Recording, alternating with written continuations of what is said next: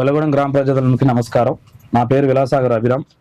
ఈరోజు పంచాయతీ ఎలక్షన్ సందర్భంగా మా క్యాండిడేట్ గా కోడూరు వీరకృష్ణ గారి సతీమణి కోడూరు ఉమాదేవి గారిని మేమందరం ఏకగ్రీవంగా మా తరపున పోరాటం చేయవలసిందిగా కోరుచున్నాం. మాకు వచ్చిన గుర్తు ఉంగరం.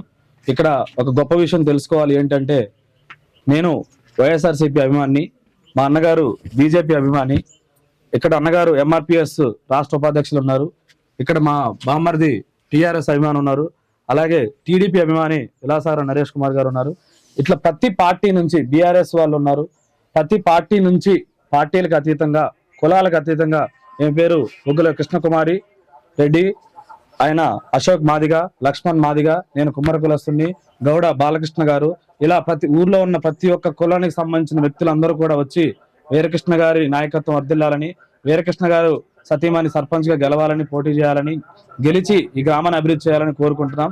దీనికి కారణం ఏమిటంటే, 30 సంవత్సరాల నుంచి ముగ్గురు పిల్లల నిబంధన వల్ల 1992లో పంచాయతీరాజ్ యాక్ట్ ద్వారా వచ్చిన ముగ్గురు పిల్లల నిబంధన వల్ల నేను ఒక ఎంపీటీసీకి కానీ, జెడ్పీటీసీకి కానీ, సర్పంచ్కి కానీ, వార్డు మెంబర్కి కూడా నేను అర్హుడిని కాదు అని వీరకృష్ణ గారికి తెలిసినా సరే, నాకు ఏ పదవి రాదని భవిష్యత్తులో తెలిసినా సరే, 30 సంవత్సరాల నుంచి ఏమి ఆశించకుండా చాలా పెన్షన్ దగ్గర నుంచి, సిఎంఆర్ఎఫ్ ఫండ్ దగ్గర నుంచి, సీసీ రోడ్ దగ్గర నుంచి, చెక్ డ్యామ్ దగ్గర నుంచి, కొన్ని పొలాల కాగితాల దగ్గర నుంచి ఎన్నో కోర్టు కేసులు, పోలీస్ కేసులు, ఇలాంటి అన్ని ప్రజల తరపున, అతనికి వ్యక్తిగతంగా ఎటువంటి కేసు కానీ ఎటువంటి కోర్టు సమస్యలు లేకపోయినా సరే ప్రజల తరపున ఎంతో పోరాడాడు. అలాంటి వ్యక్తికి నిజంగా మనం మంచి చేసే వాళ్ళకి దేవుడు ఎప్పుడైనా మంచి చేస్తాడని అంటారు కదా పెద్దలు.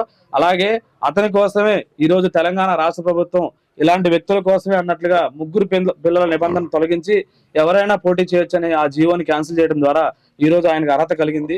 అందుకోసం ఈ రోజు నిలబడ్డారు తప్ప నిజంగా మీరు ఆ నిబంధన ఉన్నా సరే ఈ రోజు మన తరపున పోరాడేవాడు. కాబట్టి మీరందరూ కూడా ఒక గొప్ప అవకాశాన్ని ఇచ్చి, మేము యూత్ అయితే, మహిళలు అయితే, పెద్దలు అందరూ కూడా అతన్ని గెలిపించి మన గ్రామ అభివృద్ధిలో పాల్పంచుకోవాల్సిన కోరుచున్నాం.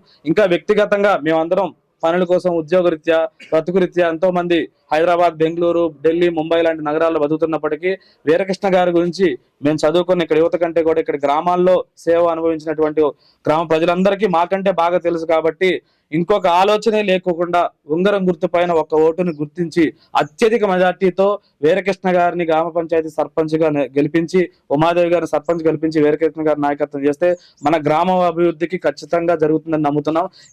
ఇలాంటి సమయంలో ఎటువంటి లోబాట్లకు కానీ, ఎటువంటి లాలూచీలకు కానీ దిక్కుండా కలిసికట్టుగా అందరం పోరాడదాం. అలాగే మా వార్డు మెంబర్లు, 8 వార్డు మెంబర్లకు కూడా వారి గుర్తులపైన మీకు అవగాహన సదస్సు ఏర్పాటు చేస్తాం. వారి గుర్తులపైన వార్డు మెంబర్లు కూడా అత్యధిక మెజార్టీ గెలిపించి ఈ గ్రామాభివృద్ధిలో పాల్పంచవలసి కోరుచున్నాం. ఇది కృష్ణాపురం గ్రామం నుంచి విలాసాగర్ అభిరామ్ ఒక్కడే కాదు, కృష్ణాపురం గ్రామంలో ఉన్న ప్రతి ఒక్క చదువుకున్న యువత అభ్యర్థన దయచేసి ఉంగరం గుర్తు కొట్టేయాల్సిన కోరుచున్నాము. ఉంగరం గుర్తుకే.